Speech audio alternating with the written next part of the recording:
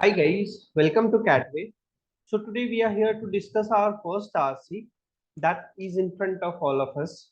So here goes the first RC, that is, for centuries people have pondered the meaning of dreams. Sigmund Freud and Carl Jung put forth some widely known modern theories of dreaming.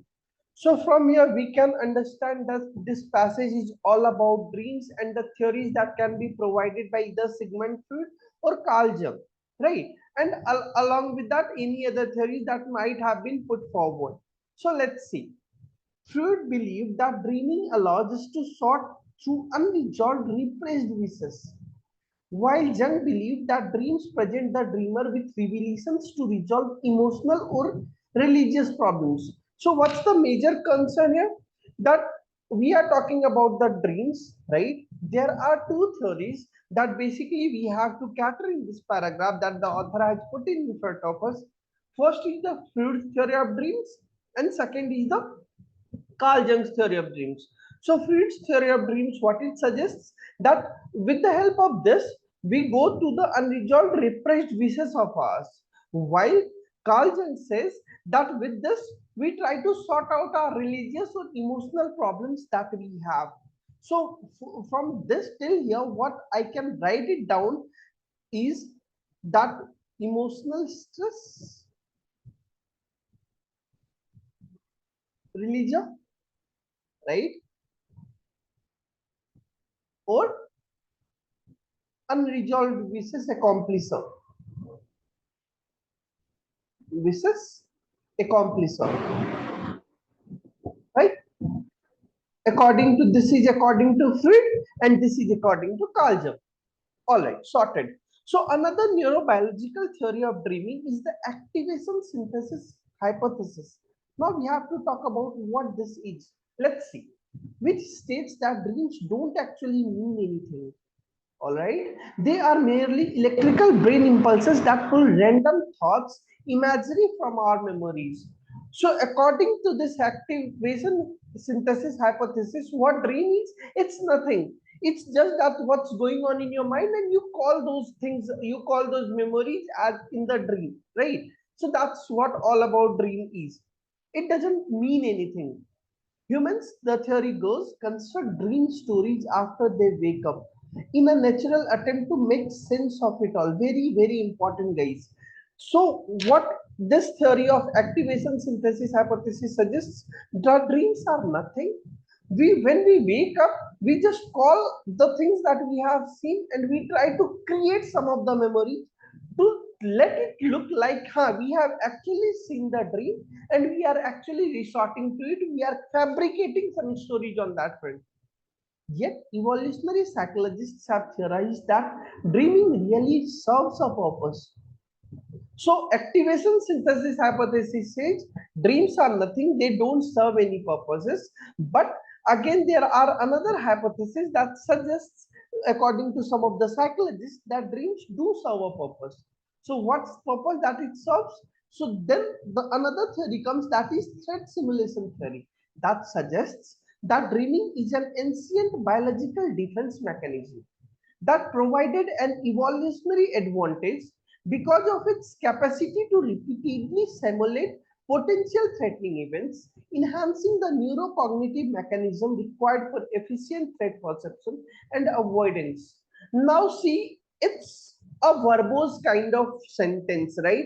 Long sentence is provided. We are not very much familiar with all these things in general, right? Because we don't talk about the Freudian theory, we don't talk about the Carl Jung theory in the longer run or on a daily basis. So these things breaks your flow of the paragraph. But the thing is, what you have to cater is just one thing you have to keep in mind. Like the activation synthesis hypothesis, there is another hypothesis, that is threat simulation theory, and it suggests that we have as we talk about this threat simulation theory, we see that in our dreams, we talk about or we talk about the simulation of some potential threatening events that's happening. And it's our neurocognitive mechanism that's holding on to those, right? Along with that, new research published in the Journal of Neuroscience provides compelling insights into the mechanism that underlie dreaming and the strong relationship our dreams have with our memories. Now then there comes the neuroscience that says that in our dreams that we see, it has strong resemblance with what our memories bind with, right? Whatever is restored in our memories, we see them in our dreams. Cristiana Mazzona and her colleagues at the University of Rome have succeeded for the first time in explaining how humans remember their dreams. Now, this is one theory that we have to talk about. Let's see, this is not that significant. We won't remember this while reading our RC. The scientists predicted the likelihood of successful dream recall based on a signature pattern of brain waves. Now, see, they are trying to relate what you are seeing in your memories, what you are trying to recall. They are trying to segregate it on the basis of the pattern that has been formulated in your brain. The Italian research team invited 65 students to spend 2 consecutive nights. Now, see, this is a part of research that's not necessary for us to remember. They were aware of the fact that the amygdala of the brain plays a primary role in the processing and memory of emotional reactions. Okay, so this is important. This we can keep in our mind that amygdala plays a primary role in the processing and memory of emotional reactions, and the hippocampus has been implicated in important memory functions, and hippocampus is also there that we can resemble with in important memory functions. Sorted. So there are two things that we have to keep in mind right now. One is amygdala and another is hippocampus, right? And how they assist in those memory functions, how they assist in those dreams and all, right? Processing those dreams. Let's move to the next page. So during the first night, now it is all about the experiment. So we can give it a quick look, right? We don't have to read it one by one, line by line. We can give it a quick look. So during the first night, the students were left to sleep, allowing them to get used to the soundproof and temperature controlled room. During the second night, the researchers measured the students' brain waves while they slept. All right, our brains experience four types of electrical waves, forming the electroencephalograph EEG in short, right? Those four waves are delta, theta, alpha, and beta. Sorted. The Italian research team used the EEG technology to measure the participants' brain waves during various sleep stages. Again, part of research not necessary to remember. Most dreamings occur during REM stage. Now, kind of a conclusion that we are arriving upon, that most of the dreams that occur during the REM stage, right? The students were woken at various times and asked to fill out a diary detailing whether or not, etc., not necessary, how often they dreamt and where they could remember their dreams. While previous studies have already indicated that people are more likely to remember their dreams when woken directly after REM sleep, again, see guys, it's the thing that we have already stated in the conclusion part. यहाँ पे देखो हम लोगों को conclusion part मिल रहा है, right? कि most during dreaming occurs during REM stage, and that conclusion is again validated here, that more likely to remember their dreams when woken directly after REM sleep. The current study explains why. Those participants who exhibited more low frequency theta waves in the frontal lobes were also more likely to remember their dreams. Now, again, there are two things. First, as soon as you wake up from your REM sleep, you remember the dreams. That's a likable chance that you will remember the dream, right? Along with that, you also remember the dream when low frequency theta waves are there in the frontal lobes, and it helps you in remembering those dreams. So the thing of the major thing of concern is REM sleep is important to recall the dreams. All right. Along with that, dreams are also recallable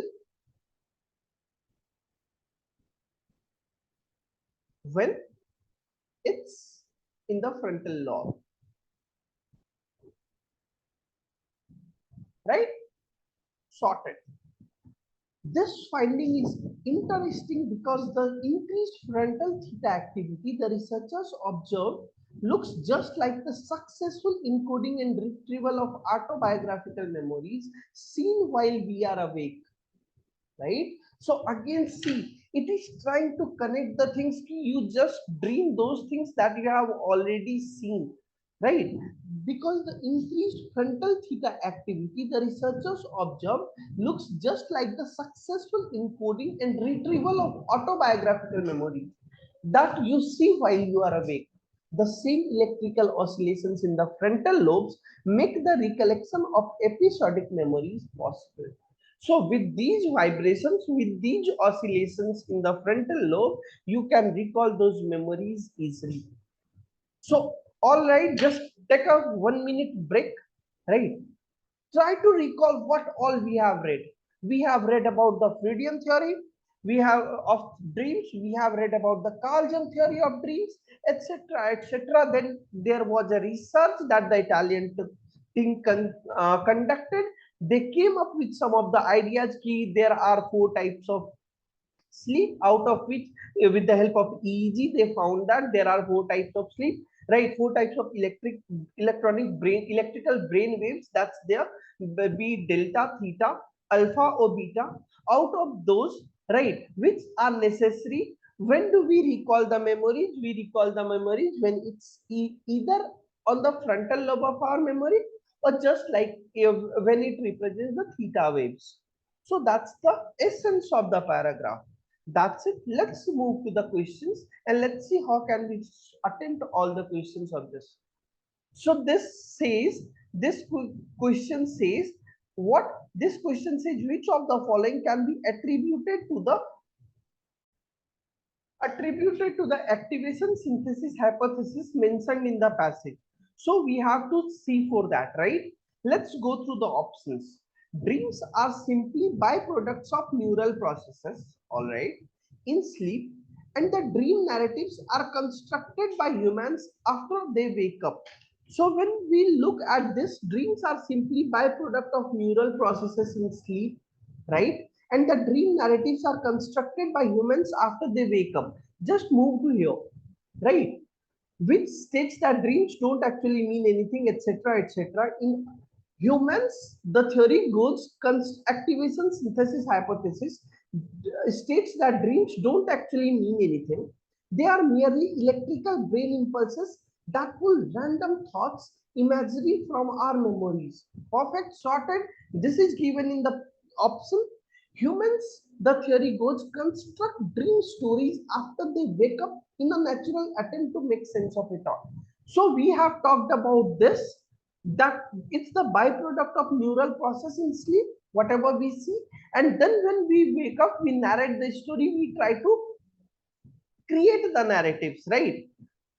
We try to construct the narrative. So we can keep this as an option right now. Let's move to option B. Dreams provide a sort of virtual reality simulation in which we can rehearse threatening situations even if we don't remember the dream. Now, as soon as I read this threatening situation, it's not part of my activation and synthesis hypothesis, it's part of my threat simulation theory. And that's why this option will be ignored.